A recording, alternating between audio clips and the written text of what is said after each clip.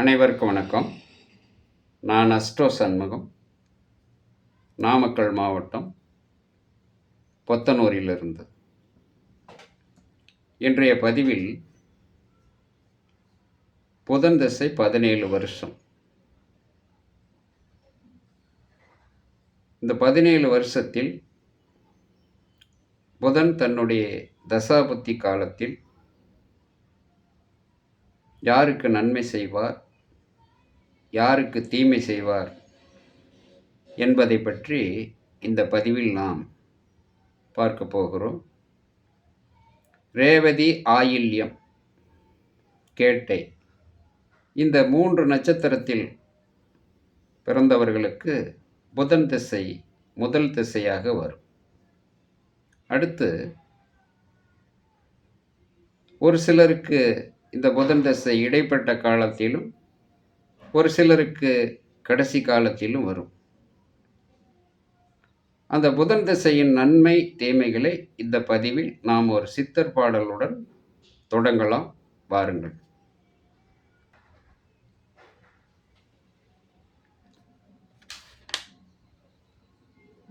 அடியில் நின்ற புதன் திசை தான் வருஷம் 17, அதனுடைய புத்தியது மாதம் நாளேல், முடியில் நின்ற நாளதுவும் 9 மூர்க்கமுள்ள அதன் பலனை கூறக் கேளு. படியில் நின்ற பழம்பொருளும் பாவையரும் சேருவன், பாங்கான சோபனமும் பாங்குடனே காணும். குடியில் நின்ற குலதெய்வம் குணமுடனே சேரும், குடும்பத்தில் புத்திர குணமுடனே வாழ்வான். இது பாடல். சித்தர் சிறப்பாக சொல்லிட்டார்.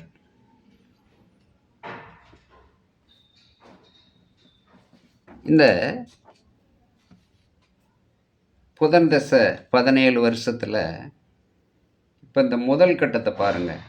ஒரு உதாரணத்துக்கு தான் இந்த லக்கணம் கொடுக்கப்பட்டிருக்குது. இந்த 2 லக்கணமே ஒரு உதாரணத்துக்கு தான் கொடுக்கப்பட்டிருக்குது. எந்த லக்கணமாக இருந்தாலும் சரி.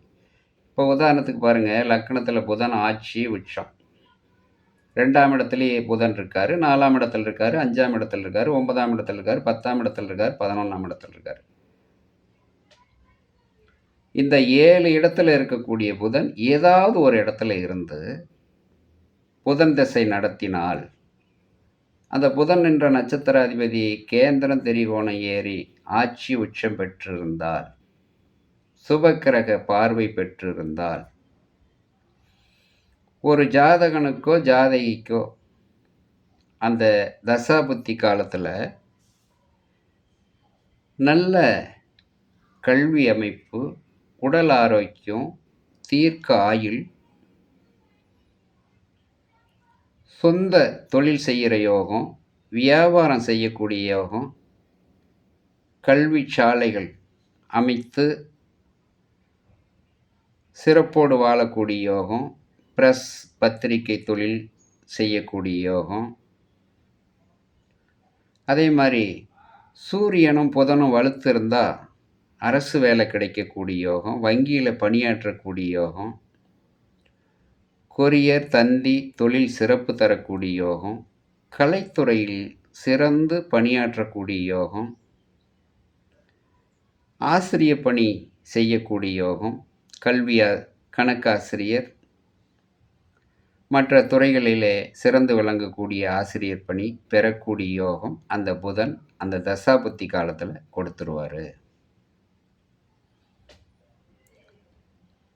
அதே புதன் 2வது கட்டத்தில் பாருங்கள், லக்கணத்தில் நீச்சமாகியோ அல்லது 6ஆம் இடத்துல ஏதாவது 6ஆம் இடத்துல இருந்தோ 8ஆம் இடத்துல இருந்தோ 12ஆம் இடத்துல இருந்தோ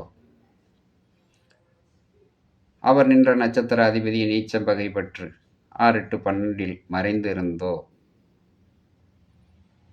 ஒரு ஜாதகனுக்கோ ஜாதகிக்கோ அந்த தசாபுத்தி வறுமையானால்,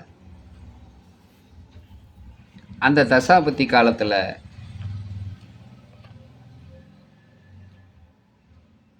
கல்விக்கு தடை வரும், தனதானியத்துக்கு இழப்பு வரும், பொருளாதாரத்தில் சிக்கல் வரும், எடுத்த காரியமெல்லாம் தோல்வியில் முடியும், வியாபாரம் தொழிலில் நஷ்டத்தை கொடுக்கும், மனநலம், உடல்நலம் பாதிப்பை கொடுக்கும்.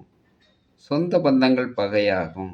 மாமச்சான் உறவு நீண்ட பகையை தரும். கல்வியில் சிறந்து விளங்க முடியாமல் அனுபவ கல்வி தான் வரும். கஷ்டப்பட்டு வாழக்கூடிய நிலைப்பாடு அந்த தசாபுத்தி காலத்தில் புதன் கொடுப்பாரு அப்படிங்கிறது தான் விதிமுறை. இந்த 6, 8, 12 புதன் மறைஞ்சா கூட நிறைய பேர் சிறப்பாக வாழ்கிறது உண்டு. அதுக்கு பல கணக்கு இருக்குது. அது இன்னொரு பதிவில் நம்ம பார்க்கலாம். ஆனால் இப்படி இருந்தால் இப்படித்தான் அப்படிங்கிறது ஒரு விதிமுறை. சரி, இந்த புதன் தசாபுத்தி காலத்தில் சிறப்பாக வாழ்கிறவங்க சிறப்பாக வாழட்டும். அந்த தசாபுத்தி சரியில்லாதவங்களும் நல்லபடியாக இருக்கணும் இல்லையா? அதுக்கு நாம் எந்தெந்த தெய்வத்தை வணங்கினா நமக்கு அந்த சிறப்பு கிடைக்கும், சகல ஐஸ்வர்யம் கிடைக்கும் அப்படிங்கிறத இப்போ பார்க்கலாம். புதன் தசையில், புதன் புத்தியில் துர்க்கை அம்மன் பூசை செய்யணும், மகாலட்சுமி பெருமாள் பூசை செய்யணும். அடுத்து கேது புத்தியில் ஆயுள் விருத்தி ஹோமம் செஞ்சுக்கணும், விநாயகர் பூசை செய்யணும், கருப்பு சேலை, கருப்பு வேஷ்டி யாருக்காவது தானம் செய்யலாம். சுக்கிர புத்தியில் வெள்ளை பசு தானம் செய்யலாம், வசதி வாய்ப்பு இருக்கிறவங்க. அப்படி இல்லாதவங்க வெள்ளை சேலை, வெள்ளை வேஷ்டி வாங்கி யாருக்காவது தானம் செய்யலாம். அதே மாதிரி லட்சுமி பூஜை செய்யணும், நவக்கிரக வழிபாடு செய்யணும். சூரிய புத்தியில் சிவபெருமான் வழிபாடு பூஜையும் செய்யணும், அர்த்தநாரீஸ்வரர் வழிபாடு செய்யணும். சந்திர புத்தியில் சிவன் பார்வதி பூஜை செய்யணும், துர்க்கை அம்மன் பூஜை செய்யணும். செவ்வாய் புத்தியில் சுப்பிரமணிய கடவுளை வழங்கணும், நவக்கிரகத்தில் உள்ள அங்கார பகவானை வழிபாடு செய்யணும் செவ்வாய்க்கிழமை நாளில். ராகு புத்தியில் துர்க்கை அம்மனை வழிபாடு செய்யணும், சிவபெருமான் பார்வதியை வழிபாடு செய்யலாம், சிறப்பு. அதே போல் வனக்காளி, பத்திரகாளின்னு சொல்லி இந்த வனப்பகுதிகளில் இருக்கும். அந்த தெய்வத்துக்கு பூஜை புனஸ்காரங்கள் செஞ்சால் ரொம்ப நல்லது. குரு புத்தியில் தட்சிணாமூர்த்தி வழிபாடு செய்யணும். அதே மாதிரி ஆயுள் தோஷம் ஏதாவது இருந்தால் அந்த நேரத்தில் ஆயுள் தோஷ பரிகார பூஜை செஞ்சுக்கிறது நல்லது. சனி புத்தியில் எருமை மாடு தானம் செய்யணும். முடியாதவங்க கருப்பு துணி, ஒரு கருப்பு வெள்ளாட்டுக்குட்டி வாங்கி தானம் கொடுக்கலாம். ஆஞ்சநேயர் வழிபாடு செய்யணும், சனீஸ்வர பகவானுக்கு பூஜை செய்யணும். இப்படி செஞ்சுக்கிட்டு வர்ற போது இந்த நன்மை அடையக்கூடியவர்களுக்கு நன்மையும்,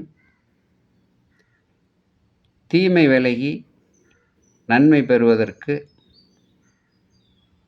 அந்த புதன் நல்ல நிலையில் இல்லாதவர்களுக்கு தீமை விலகி நன்மை பெறுவதற்கும் இந்த மேற்கண்ட தெய்வங்களை அந்த தசாபத்தி காலத்தில் செஞ்சுட்டு வந்தால் ரொம்ப சகல ஐஸ்வர்யத்தையும் கொடுத்து கஷ்டத்தை விலக்கிடும் என்பது ஒரு ஐதீகம். இந்த காணொளி காணுகின்ற சகோதர சகோதரிகள்